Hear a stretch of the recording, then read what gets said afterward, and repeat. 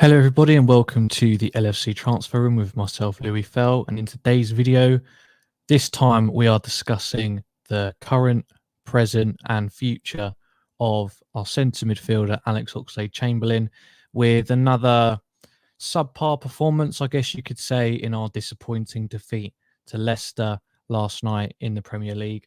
A lot of questions asked about a lot of players in that team, but I think him especially. And ultimately, as this video is titled, what is the future of Alex Oxlade-Chamberlain? We'll discuss that in this video on the LFC Transfer Room.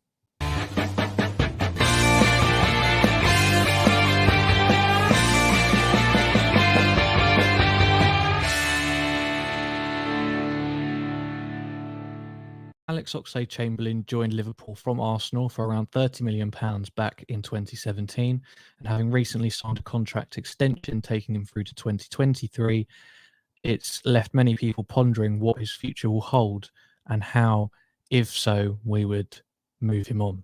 When he first joined, he showed lots of promise, most notably his wonder goals against Man City in the Premier League and the Champions League in that quite magical Premier League season, and in the Champions League, of course. However, his career has since been hampered by consecutive long-term injuries, which have really, as I said, wrecked his career playing for Liverpool.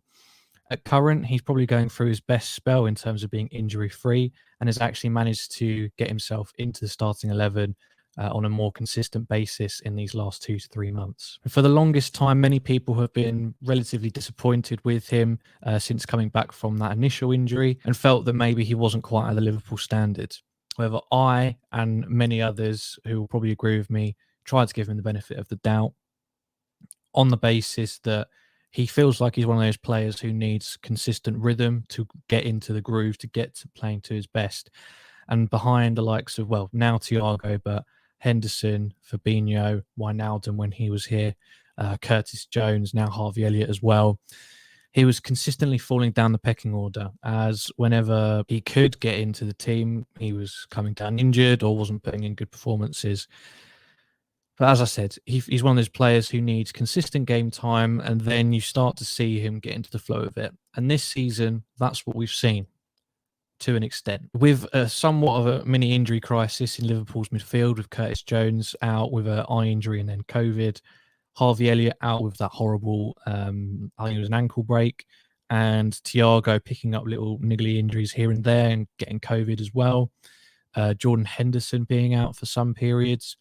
Oxlade-Chamberlain's actually managed to keep himself relatively fit, didn't catch COVID either, which was quite a surprise, I must say. Just, seemed to be made of glass.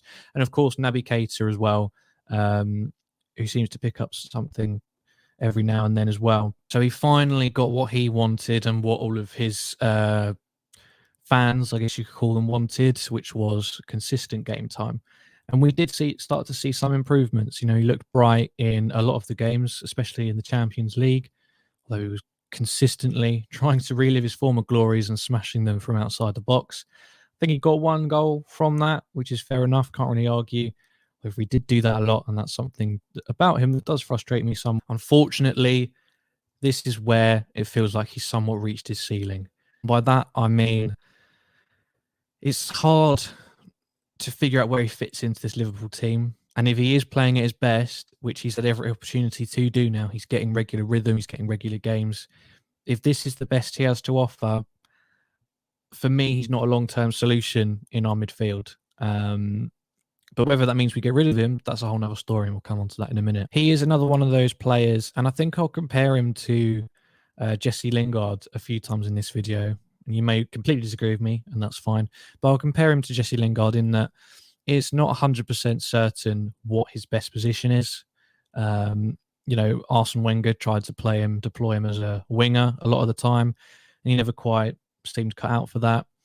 Obviously, Jurgen Klopp just tried that occasionally. Even thought about putting him as a false nine, which I just couldn't think of anything worse. But I think Alex Oxlade-Chamberlain likes to think of himself as a central midfielder. Not sure if he thinks of himself as a cam, but obviously we don't play with one, so that's irrelevant. However, like Jesse Lingard, who's sort of in the same bracket, is he a winger? Not really. He can't play as an 8, So for him, he is more of a cam. But Oxlade-Chamberlain comes into that same bracket, not 100% sure where he starts. And in a well-structured yet fluid machine that a Jurgen Klopp side is, that doesn't bode well. You know, everyone in the team has their own specific instructions, even though it's, you know, heavy metal football and like quite chaotic at times. Underneath that is a well-oiled, well-structured machine with players all over the park working together very tightly to trigger presses, trigger counter-attacks, working together to move the ball about.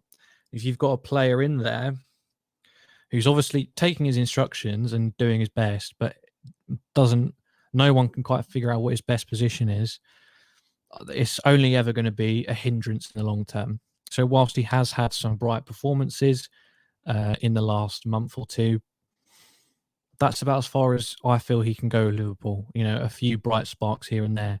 He's not a long-term solution. If we had to get rid of Thiago or Henderson or Keita now, I wouldn't be content with having Oxlade-Chamberlain being the starting choice and then potentially buying some people to sit on the bench behind him. I'm not saying only have Alex Oxlade-Chamberlain as a centre mid, but if we were to entrust him to be the starting 11, we're finished. We're finished as a team. And you know, if there are any Oxlade-Chamberlain fans watching this, I apologise, but for me, that's a fact. He's just not the right standard and just doesn't quite fit into our team. So this then leads into, well, what do we do with him? For me, I would sell him. This is where the FSG debate comes in, because if we sell him, are we actually going to get a replacement for him? How much are we going to get for him? Who do we get in to fill that gap? Because really, before this season even started, we were saying that we need another midfielder. So if we're going to sell him and potentially someone else, who knows what might happen, then we're already looking at two midfielders. We ideally need someone to come in to fight for the top 3 spot. So we're already looking at 3 players, and they'll need to be of very high quality. So higher cost potentially. Are FSG going to do that? Well, that's a conversation for another day. Unlikely, I'd say. So ultimately, the conclusion of this video, I'm saying that before we get to the end of the video, so spoilers, I guess, is that I think we're just going to have to bear with. His contract runs out in 2023. I think he'll probably be around for that, unless he seriously decides to try and push for a move and just says, I need to play, which I would respect him for, and I'd be more than happy to let him go.